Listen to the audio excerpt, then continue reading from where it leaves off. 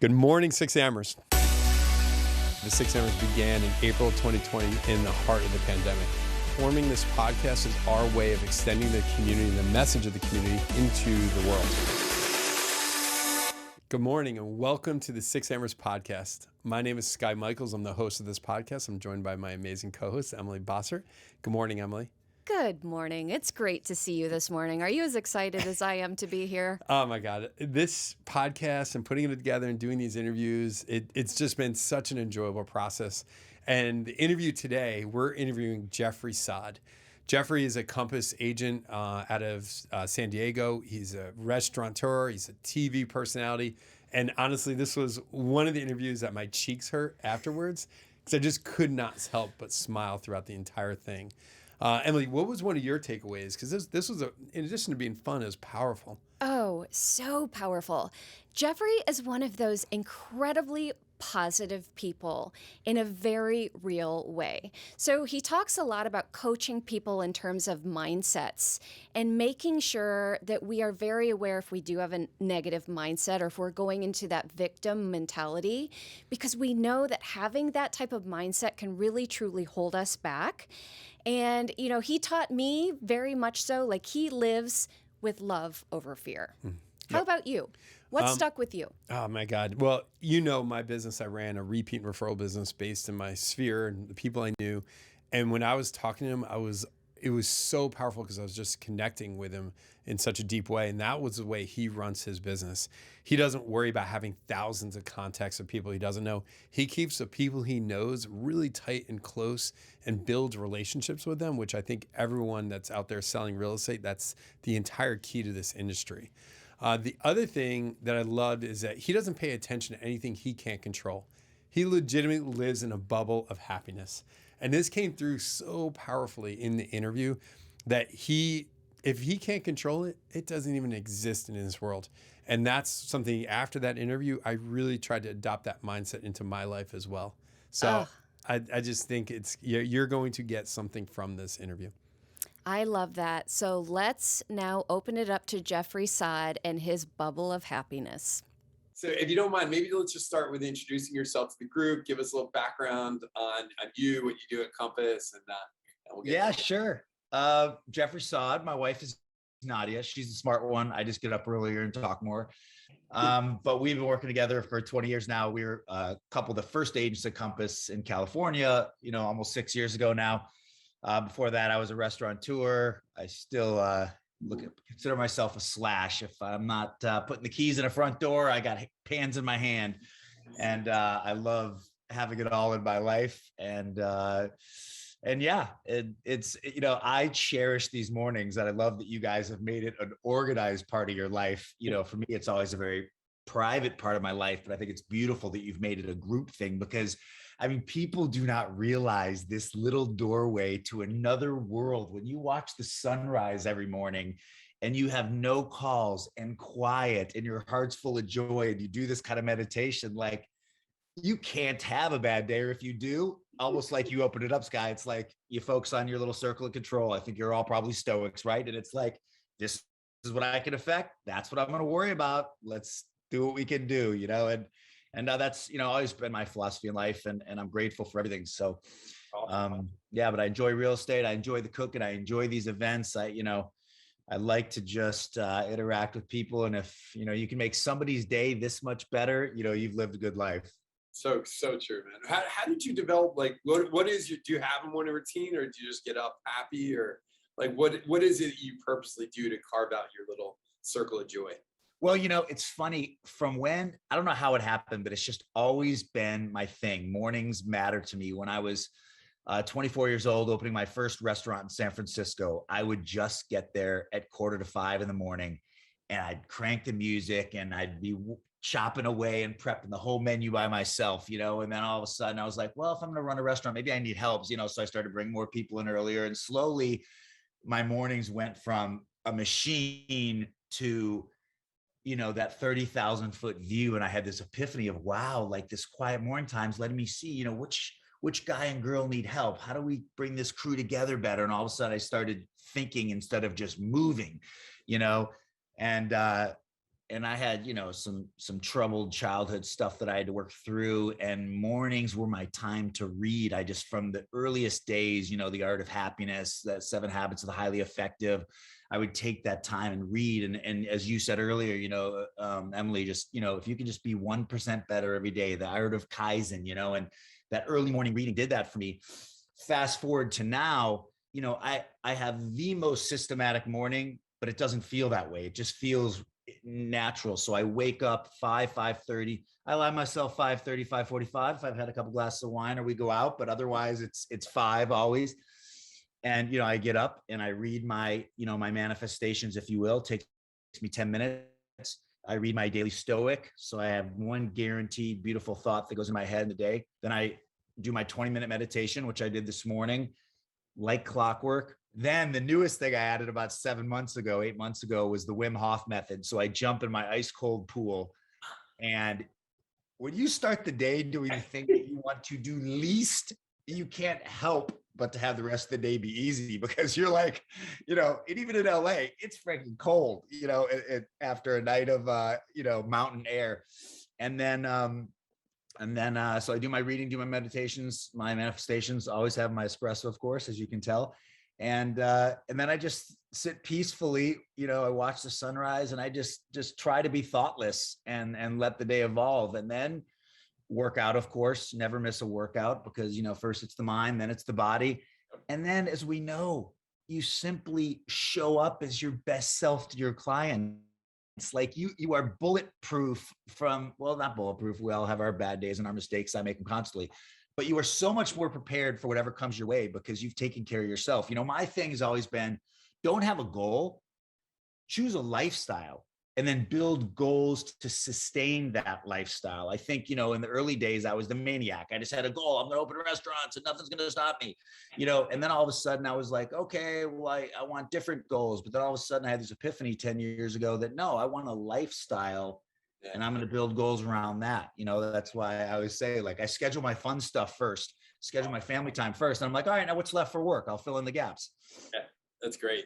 Dude, the chat's lighting up too. It's so cool. Just ignore it because it'll distract you, but I'm going to send it to you later. Like, it's so motivating, by the way. And so, Jeff, give us a background on the Winhoff method, because I've heard of it, but I don't know much about it. Yeah, he's a crazy guy from the Netherlands or whatever. But basically, it's really just this simple. He uses a breathing technique. And funny enough, just how Emily was bringing us into the meditation, it's the same idea. You start in the depth of your stomach, you fill your stomach. And then when your stomach is full, you transfer to your chest, and then you fill your chest, and you do these insanely deep breaths. I mean, like, it's amazing how I've gotten to like a minute and a half intake. Yeah. And then you slowly release it out of your nose. But what you're doing is you're warming up, like, the gray fats, he calls it. Sounds lovely, right? Yeah. But you're warming up the thin layer of gray fats in your body, which then, and then when you go in the ice cold water, it's almost like an instant reducing of all the microinflammation that we all have. So supposedly it makes your skin and your respiratory system and everything just better. That ice cold, like, this guy has climbed Mount Everest in his underwear. Like, literally, like, he swims under sheets of ice for, like, hundreds of yards. I mean, it's amazing, but he's trained his body. They put him in a block of ice on Fifth Avenue, New York City, years ago, because nobody believed that he was real. And they monitored his vitals. And as he was in this block of ice, his vitals were going down and down and down. And the doctors were like, he's going to go into cardiac arrest. And then once his system kicked in, like a miracle, they just watched the temperature rise as he's in this block of ice. And it's like, and again, I love the concept of everything is about our minds. I mean, we can control so much. And I've just found it exhilarating, mainly because there's no better way to wake up than, woo, you're awake. Like I said, it's doing something you don't really want to do or that doesn't sound good. And then I also love the idea that, hey, maybe it's also helping, my health, with this inflammation. So it's a breathing technique, and it's about reducing inflammation, but more than anything, it's just a great challenge. Yeah, that's great, man. What are some of the other things? So you mentioned, like, your meditation. Do you use an app, or, like, give us some more, like, the tactical, like, because I love hearing about, obviously I'm a morning person. I love mornings and, everything along those lines. But, like, so I love hearing people's, like, real tactical techniques they use. So do you use an app to meditate, or do you just sort of go into it? I am a huge fan of, Becoming Supernatural with Joe Dispenza. Okay. He's one of my favorites. If anybody, probably all you guys, I see Emily nodding, most of you have probably read that, but I just believe that, one of the things that pops up on my phone at 10 o'clock every morning is you attract and manifest what, whatever's inside of you manifests in your life. Right. And I love that concept. So all I've done is use his idea, which is I start with the lowest chakra. Your first three chakras are what's kind of like your desires and sexuality and all these like, crazy motivating moments, right? And then you go up into your solar plexus and your heart, as Emily brought us into, and then your throat, the back of your head, and then your pineal gland, which connects to, essentially the universe, and that's where you manifest wherever you want. So I literally just start with my toes and I breathe up through my body, through each chakra, clearing them out, up through the back. And then I just feel connected, and like Emily said too, it's like whatever little thought pops in, that's okay. I wink at it and then I move on. So I just really use his system. I at nighttime, my wife is awesome. She gets me into the second meditation of the day, because at night that's when she wants to do it. So we'll always sit by the fire almost every night around 6 o'clock, and we'll do another meditation. And she has music playing, and that's fine. I kind of let like whatever's happening just pass me by. But my system is just to think about Dispenza's method, let the energy flow through me. And then all of a sudden you feel like separate. And then after I'm really deep and connected, at about 15 minutes, I'll start to visualize, the future. I see my family, where we expect to be, doing what we expect to do. But also reading my morning manifestations really helps. I mean, I think, it's like, be careful what you think, because, you'll hear it. It's like, those little things you whisper to yourself, either out loud or to yourself, will change your life. So that's why, and I read these, and I've evolved these over the years, but I have one I read before bed, and then one I read when I wake up. And it matters, it just puts the right things in your mind. It's awesome. And a line I use all the time in this group is thoughts become things. Like what you think is what's going to happen. Bad, good, doesn't matter. If you think of it, something, you're sort of going to be attracted into that direction. Totally. And that's why with the retreat, I started out, right? I go into this retreat saying, I'm going to have so much fun. Yeah, there's going to be organization and all this other stuff. But you know what, man, Jeff, we are going to have so much fun down Absolutely. there. Right? And it's not about, and I think so many people go into it thinking like, oh my God, I have to have special cards made up. I've got to connect with 1 million people. I just want to walk away 2 people. Yeah. If I can have a deep connection with 2 people, great. Maybe there'll be 20 or 30. And, of course I want to hug and meet and just interact with as many people as possible. But like, I think it's putting too much weight on yourself to have this goal that you've got to walk away with a new network of, 50 people. It's like, just be your best self, and you'll naturally connect with a few people that'll become really special in your life, and, you'll stay in touch with, and ironically, you'll probably do a ton of business with those few people. So cool. And one of the things I've been playing with recently is goal setting around feelings instead of actual targets, right? So my goal is to go and have fun. Yep. Then it's like, okay, that's my goal. And then the specifics are underneath that. And this way, you provide that layer. So Jeff, you're speaking at the retreat, I believe, right? Yeah. Awesome. And I know I don't want to get your whole presentation. We do have people here who won't be able to see it live. Do you mind giving us maybe like what are some highlights from your presentation? Yeah, definitely. The idea is like, for me, it's like, all right, how do we merge, your life with the compass tools and everything else, right? So kind of the headline of my presentation is going to be, I really believe there's like 3 major aspects to real estate, right? It's the soft skills, right? Like, how do you deal with people? Your negotiation, right? How do you listen and understand people better, right? It's the hard skills. It's knowing the inventory, or what I call the tribal knowledge, right? Being able to add things to the collection that somebody can't find online, knowing about return on investment, knowing about all the laws that affect real estate, right? So you have your soft skills, your hard skills, and then you have what we're talking about right now, best self. And that's always the thing that I try to focus on in these presentations, because I think any of us can learn, the techniques, the hard skills. Soft skills take a lot of effort too, learning negotiation, dialogue, all those things that will make your conversion better, and allow you to work less. I mean, my goal is, don't tell anybody, but I work like 20 hours a week. It's like, that's it, and that's my goal. It's like, I want to live life. I don't want to just work. None of us are going to be on our deathbed and go, oh, if I would have just had one more escrow, no, it's like, I'm going to be like, I got to see my wife laugh and smile. And, I had this time with my kids and I became a better surfer. And, I just was grateful for every little moment. Those are the things that are going to change our lives. So I think that, working on exactly what you guys all have nailed. Nobody gets up and does this at 6 a.m. if they're, don't have a sense of like, there's more to life. So I think everyone here already gets it, but that's going to be a lot of the focus is how do you bring your best self? One of the things I'm going to be talking about is, here's the good news. You can make more time. It's not limited. How do you make more time? Start with eliminating news. To me, news is expiring information. I want things in my life like this that make me better, that bring joy to life.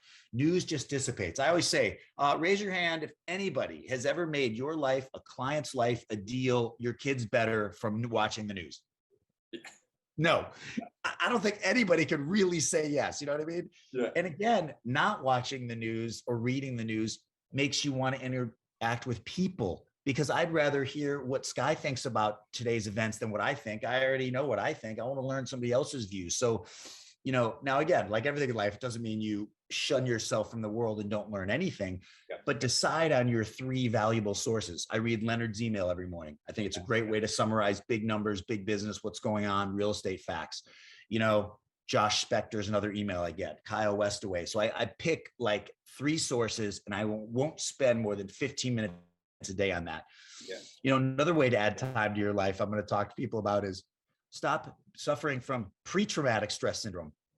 Ooh, explain that. The amount of energy, it's real time that people put into worrying and thinking about things that haven't happened yet, that they can't control. Like it's so dangerous. You know what I mean?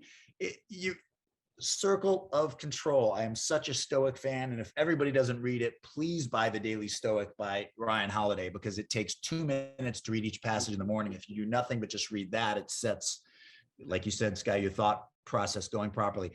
But, so it's get rid of news. It's stop worrying about things you can't control. And then when you have more time, all of a sudden you're like, wow, I can get more done. You know what I mean? And that's going to be a lot of it, and then we're talking about the tools and having a routine with those tools. Cause I'm pretty much done by noon every day. Really. I mean, like I get up, I do this, I meditate. As soon as we're done, then I'm going to bring my wife a latte as she starts to wake up. Right. Then it's about using the tools to create a routine. Right. So then I open up my dashboard. I organize my contacts. After I organize my contacts, I go into my collections. I check those out. Then I go to my likely to sells. I knock those out. Then I go to business tracker. And it's, again, what gets measured gets done. As much as I like to let things unfold and let the universe happen, you also have to touch base with, what you're trying to do. So I look at business tracker and I see, what are my leads? That's right. I haven't followed up with him or her, I see where I'm at with my sales for the year. Okay, good. Looking good. And then all of a sudden it's like 11:30 and I'm like, shit, I'm kind of done for the day. Sure. I got some showings. I'm going to go on a listing appointment, but I can feel good that I'm really kind of done. Like if I don't do much else, I'm going to be in good shape. And that's what I've really learned has happened. You don't get credit for putting in more hours. All that means is you're less efficient. You know what I mean? It is about conversion. And that's where the soft skills come in, right? Dialogue. When you tell me, oh yeah, I don't want to be a buyer in this market and deal with multiples, well, that's when I say to you, I got an idea then. We just got to find a really bad house that nobody else wants. You'll have no competition. It's all yours. And it'll always be a bad house that nobody wants. So if you want a bad house, let's do it. If you want a good house, you're going to compete. And the good news is I'm here to make sure you win. But it's knowing that dialogue, because if you don't have that conversion skills, then you will need to work twice as much because you're going to go through twice as many clients because you don't have the skill set to get them where they need to go. Yeah, dude. I'm crying right now. You can't see it, but I'm crying. I am like, I mean, tears of joy, baby. I'm so filled with joy right now because I love hearing your message and it's so powerful. And I think too, the other thing with the way we think, like we're law of attraction people, when you work in your CRM, you once again, you're attracting people because you're focused on them. When you float through the world and don't focus on someone, you can't attract them. And then that's the thing is then what you're doing is just creating these pathways of connections, when even just organizing someone, putting them into a group and tagging them, now focus. I like that. Well said. That's how I've been like trying to combine the two practices, right? Because it's like we are energy people, and if we put our energy into people that matter. Lance Pendleton, this is a good one, Jeff. Lance Pendleton, Yeah. He I see the said text. everyone's sphere of influence. He said everyone focused on sphere. He's like, the key word there is influence. Who do I influence? And who do I want to be influenced by? And that's your CRM. That's your CRM is the ultimate law of attraction tool.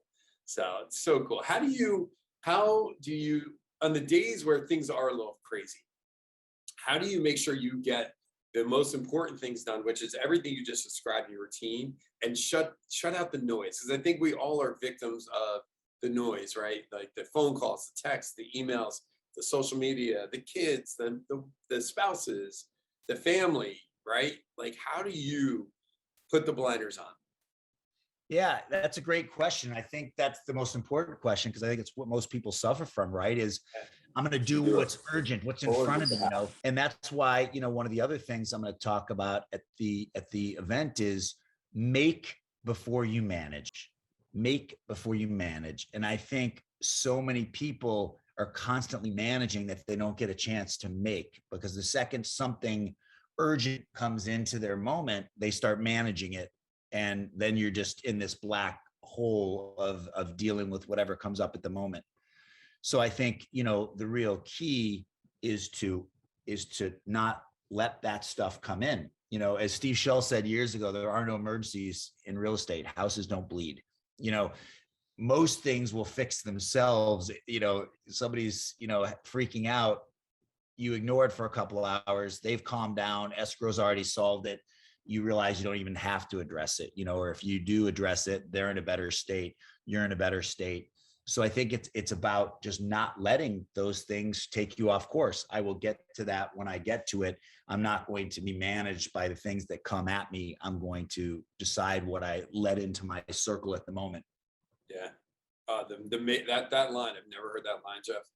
Do I have permission to borrow that? Heck yeah. Okay. Everything's free. I by the way, I want to be very clear. I don't think I've ever created anything. I'm just a really good student. Yeah. Because this is one of the most important points for everybody. Knowing it is worthless. Doing it is something. Doing it regularly enough to where routine turns into ritual, like your 6AMERS, that's when great things start happening in life. And I think too many people are like, oh, I've read that book, or yeah, I know that. Power Now, you bet. Let's be present.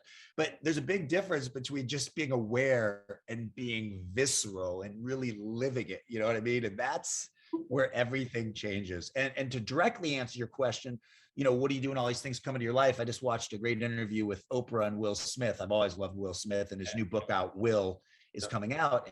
And his whole analogy is what his dad taught him when he was little: one brick at a time. Like, don't try to build the whole wall in your mind. Just do this one brick right. And that's what I keep telling my kids. My daughter's in New York City. She's young. She's, already off to a good start, working hard, but it's easy for everyone to get overwhelmed with this whole pile of stuff. And it's like, one brick at a time. Yeah. All I need to do right now is this thing that's in front of me, and then I will do the next thing. There's another great analogy I read. You have to have two kinds of lists: a limited to-do list and a limitless to-do list. But on the limited to-do list, you only allow 5 things at a time, period. The most important 5 things. As each one of those gets done, you're allowed to bring a new one in from the limitless to-do list. But what most people do is they have a limitless list in front of them that is nothing but discouraging because it's unachievable. Yeah, it's so powerful. And I think too, CRM, and not to bring it back to CRM, but that's also like why people get intimidated by the CRM, is because they pull it up and there's 4,000 contacts. They're like, instead of saying like, oh, well, who is the person that I love? Oh, here's this one brick to pull that in, right? And that's all CRM is, a brick by brick building of your business. Well said. Ah, so good. And like, Scott and Mark out in New York, I love those guys. They swear, from the Miami event, I'll never forget being on a panel with them. And they're like, we have 25 contacts. That's it. Yeah. Like, I love the idea of going super deep instead of super wide, right? Like every now and then I'm doing that. Like people pop up my CRM. It's like, call Joe Schmo. I'm like, I don't even know who Joe Schmo is. Like, how did he even get in there? Like, okay, I met him at an open house. And yeah, sometimes you say, you know what, they can go on my sphere of influence blast and maybe I don't have to know them, fine. Yeah. But you start to create a list where it's like, these are my power 20, like who, like you said, do I have influence over? And can I create that? The best reaction I got was in the middle of COVID. I sent out $50 gift cards to what I considered my top people I have influence over. Yep. And I said, I thought this would be a great opportunity to help restaurants that need this more than ever, and to tell you how much I appreciate you and bring some food and some joy into your house. It was one of the best responses I've ever gotten. And it was just that small group, but it was high impact and powerful versus like a postcard that goes to a gazillion people that they barely look at it, right? So spend more, but on less people, bigger impact, more connection. Awesome, man. Jeff, you mentioned something really quickly in the very beginning of the interview that I wanted, in my mind, I wanted to go back to, if you're comfortable. You mentioned you had some challenges growing up. Do you mind sharing a little bit about like some of the challenges you've had in your life and what you've learned from them within whatever you're comfortable sharing, Yeah. Well, I'm grateful that I'm at peace. So it's more of if you guys can handle hearing it. Yeah, dude, this group, just to know, we've had tears, we've had love, we've had joy, you name it. We experience it in this group. Yeah. So. No, real deal. My mom went to trial for murdering my father. When I was 6 years old, he was shot to death in my bed, funny enough. And, so I spent my childhood with reporters and trial and court cases. My dad was a very wealthy, successful guy in Chicago. It was on the front page of the Chicago Tribune. And, it was like, what's going on? And, I grew up with a very vengeful mother and almost like, I was her target or something from my father. She was just terrible mother, terrible childhood. But I'm grateful because I always say, if I could change one thing about my life, I wouldn't.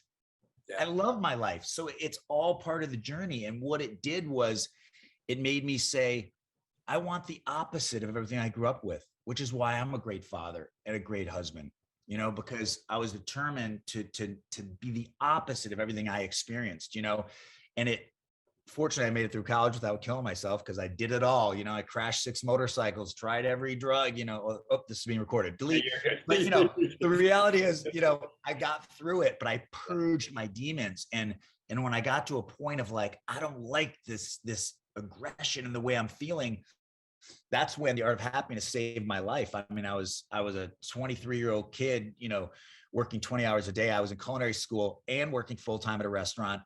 And then because I didn't think that was enough, I got up at 3 a.m. Maybe it was my 6AMERS prep course and I never knew it. But I'd get up at 3 a.m. to go down to Fisherman's Wharf to learn how to clean fresh fish for free, because I thought, like, I want to know everything about restaurants and food and what matters and ingredients. And as a Chicago boy, where they would just say, oh, it smells fishy, put more lemon on it. Here it was like, there was no smell. I was eating raw scallops out of the sea, but I diverge. But anyway, that was my childhood and my challenge. And I spent many years in my later years saying to my mom, hey, I want to know your side of the story. I don't want my side. I've heard everybody else's side. I only care about your side. Tell me, let's all go to Mexico with my 2 sisters. Let's get a hotel room and let's just hear your side and let's figure this out. She didn't even respond to those letters. Yeah. And then I was like, I'm done, and I got very peaceful with the concept that, like, just because somebody's family, this might sound terrible to some people, but that doesn't mean they need to be in your life.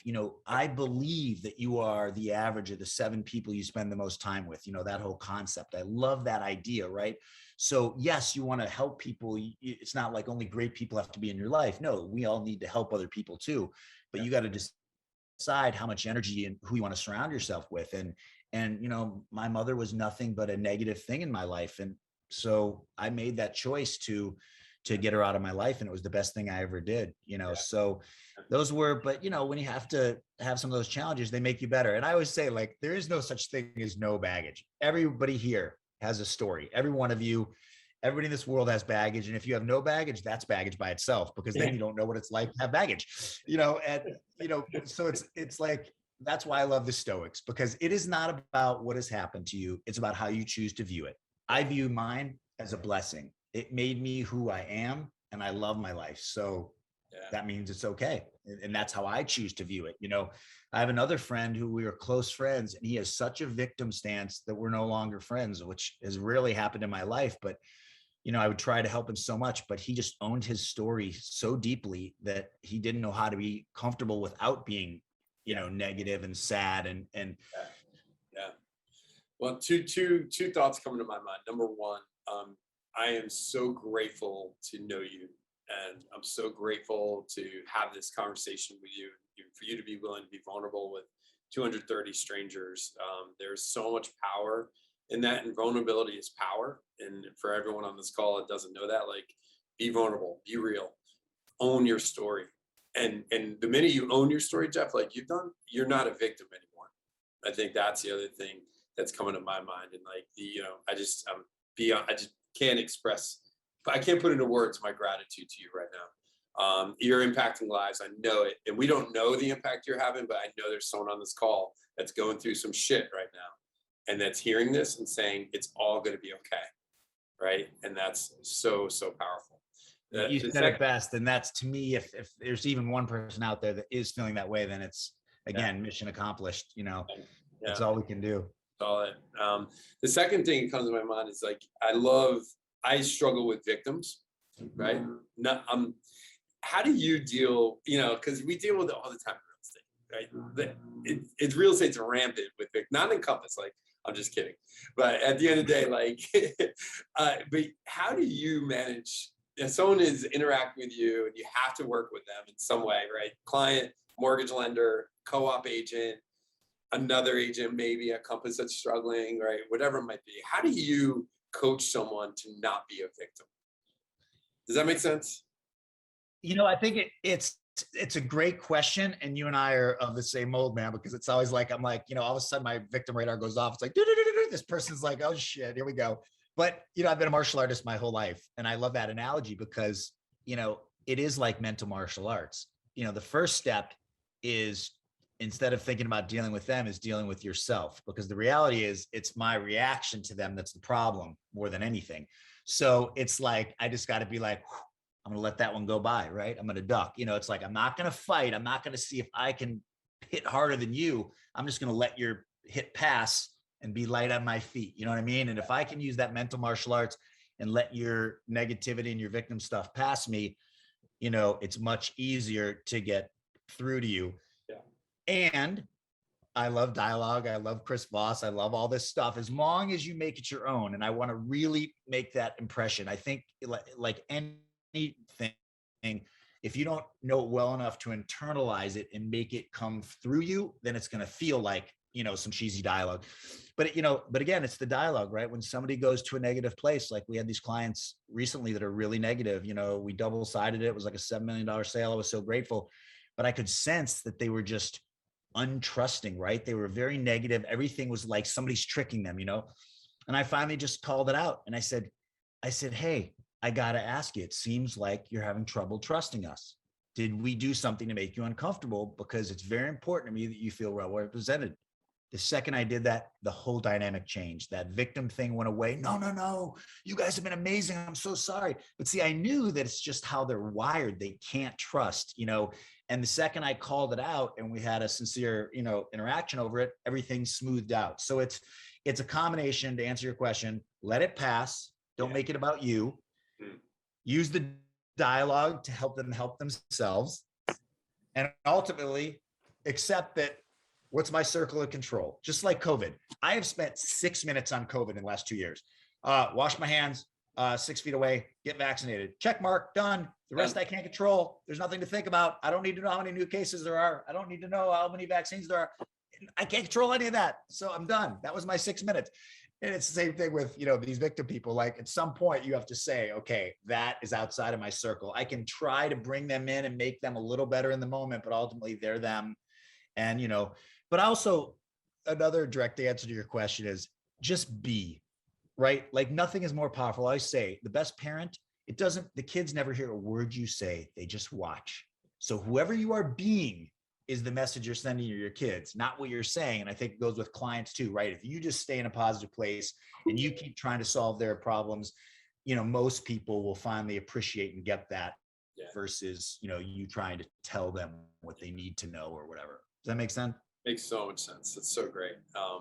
Emily, I know you're vibing over there. I know you're like, like both of us are, just so connected to this interview. I wanted to bring on Emily. Emily, what questions are coming to your mind? Yeah. Well, Jeffrey, first of all, I can tell you've done the work to be where you're at for sure. And what I want to ask you is for yourself, what does it look like to be real, that realness, to be your authentic self? What does it look like for you? It looks like peace. Hmm. It feels like peace. When you just are your best self and you're proud of it, everything's easy. Everything's peaceful. And guess what?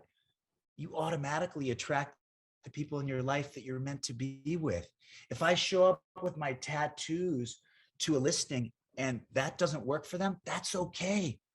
I don't need everybody in my life. I only need the people who want to be in my life and that I want to have in my life. And again, doesn't mean I don't wear a long sleeve shirt on the first meeting. If it's, an elderly couple in Bel Air, I don't want to purposely intimidate them. But in general, show up as who you are. And it feels so good because I go to bed at night and I sleep like a baby because I've left it all out there. Yeah. I haven't faked anything. I haven't tried to be somebody I'm not. I just have been the best version of me I can be. And it just feels like peace. And that's it. It's such a beautiful answer. I felt that one. Are you from Hinsdale? Yeah, that's my hometown. Okay. Dory, your sister, Right. is here in Colorado, and my husband went to high school in Hinsdale. Oh so my God. If you guys know each How other. funny. What's his name? Mark Bossert. God, I wonder. I'm 54. I don't know what class he was in, but I went to Hinsdale Central. Okay, so he's 59. His sister Laura is 54. So you probably were in her group. How funny. Yeah, Dory, my sister, I'm so proud of her. She's, had her challenges too, based on our history, and she's kicked butt. She is like Compass's, recruiting machine. She's amazing. We love your sister. Thank you. Your sister. Well, Skye and I, at the very end, we do rapid fire questions. We do rapid fire 6 at 6. And I know that everyone's waiting for your answers here. But before I ask you those 6 at 6 questions, Jeff, would you mind sharing with us again? I've seen quite a few questions on the chat about your morning routine. Will you walk us through it again? Yeah, you bet. So 5 o'clock, wake up, come up, have an espresso. I love the concept of this huge machine designed in Italy, this big, with all these parts to make 2 ounces of pleasure. It is symbolic to me of how worth it is to put work into something that brings such joy. So I have my espresso.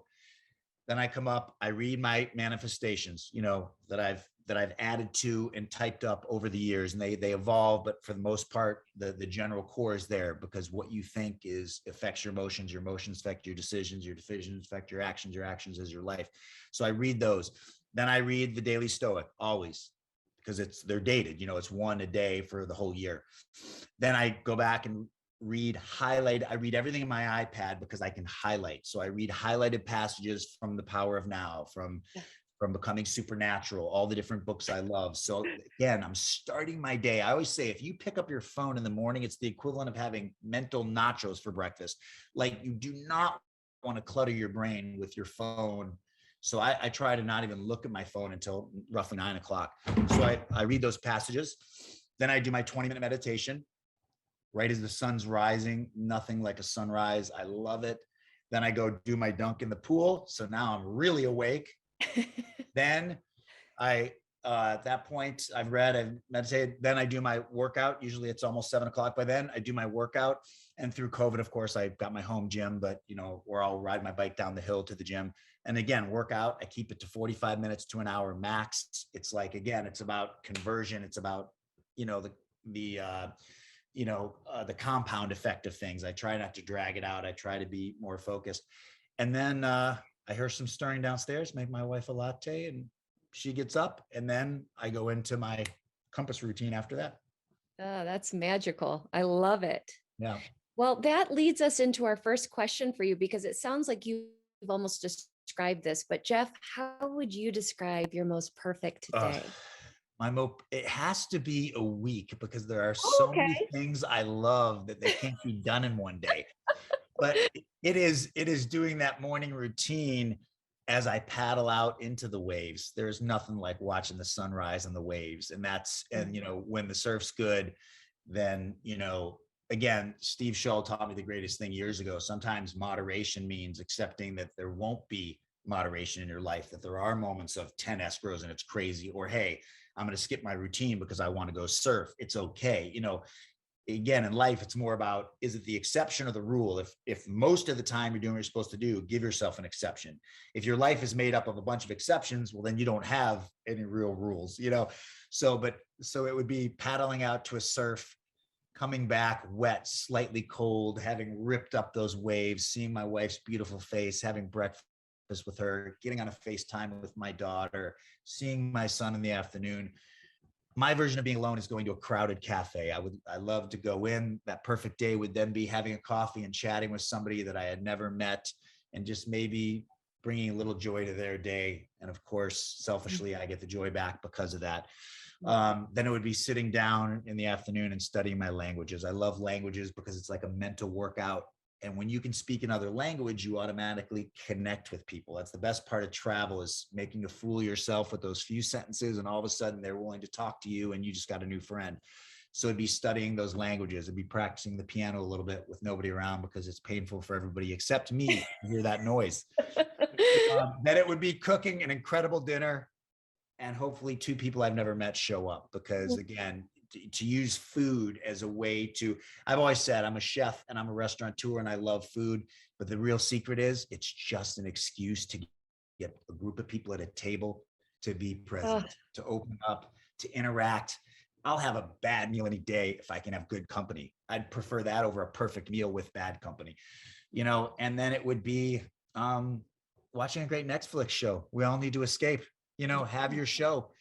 It would be having that glass of wine with my life, being grateful for the day, and then starting over the next day, but it's like, there's so many things I love. That's why I need more than one day to do it. I love travel. I love my wine. I love surfing. I love my martial arts.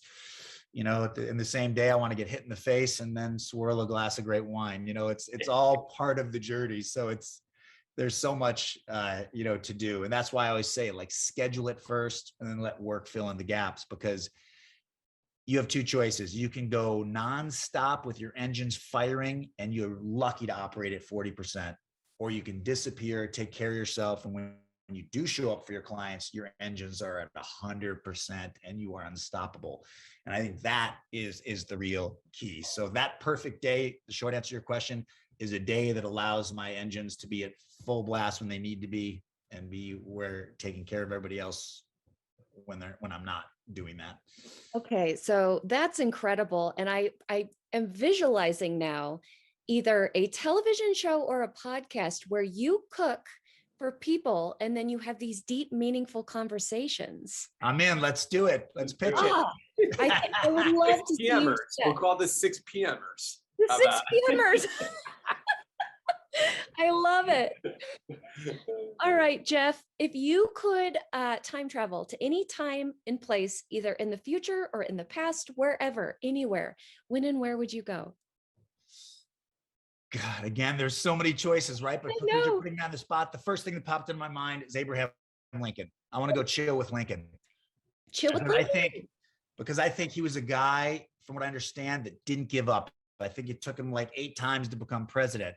He was also a guy that was a foodie. He was the original foodie. Like he would go to Europe. He brought like risotto to America and rice because he loved food. So here, what was politics like, back then? Like, how was it meant to be, or what was the idea behind it? So I think there could be a lot to go back and hang with Abe for a day. I love it. Okay, I know I'm limiting you here, but what is one thing you would like to master? Absolute presence. Mm. No matter how much I preach it, I fail constantly. I fail constantly. And if you could actually find a way to have tomorrow and yesterday disappear, other than for a casual smile to a good memory or a slight nod to something you're excited about, but if you could really, that's my amen goal. to that. Okay, what is one book or movie that you go back to time and time again? Power of Now, without a doubt. My number one. I hear you. And one of my favorite things about it is that I'm not smart enough to fully get it. So I have to read it 1,000 times. And he forces you to read slowly because you cannot process, at least I can't otherwise. And it's almost ironic that it makes you present trying to read this book. That's right. It's amazing how it doesn't matter. I mean, I read the book the first time probably when I was 15 years ago, when I was 30. And the nuggets I get from it every single time I pick it up. Well said. Every time. Yep. Okay, this is my favorite question. Who was your first childhood celebrity crush? Oh, wow. First childhood celebrity crush. Oh my gosh. You can have multiples. I'm just trying to put myself in that place as a child.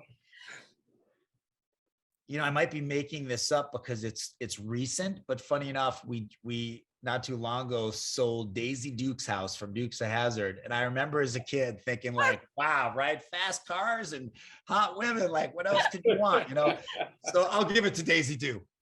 Give it to Daisy Duke. That's awesome. And final question, Jeffrey, what is the first thing you're going to do after this call? First thing I'm going to do is, let's see what time it is. Little early to bring my wife her latte. So yeah, I'm going to go straight into sweating. I've got my mind has been taken care of. Now I got to get my body going. Amazing. Once, as I've expressed before, Jeff, I'm so grateful for you. I'm going to send you this chat to give you a little bit of a positivity hit. You're so kind. He's so cool. And, I can't wait to see you in Austin. And any last parting words to this group that if you could tell them one thing to go forward into today with, what would it be? Well, first it'd be thank you for your time and for listening to me blab for all this time. But it would be to right now decide what you want your life to look like, and build everything around that. Mm-hmm. Period. So good. Mm. Well, mic drop right there, Jeff. That's right. I have a great day, everybody. Everyone have a great day. Go build a beautiful life and know that you are not victims. Know that you create your own reality. Know that what you think becomes things. Go just be great today, guys. I am so filled with love and joy and gratitude right now. So, Jeffrey, thank you for that gift this morning. Emily, as always, thank you for all of your contributions. And really, guys, this group, this is all about you guys as well. We're all connected as energy beings. And it's just very, very cool. Thanks for joining us for this week's episode. Be sure to check out the show notes to get more information on the 6AMers and today's guest. To support the show, we would be beyond grateful if you could leave a review and subscribe to the podcast. We always love hearing from you. On behalf of Skye, myself, and the team here at the 6AMers, we want you to know that you are loved, appreciated, and deserving of a healthy, selfish moment. We look forward to seeing you on the next episode.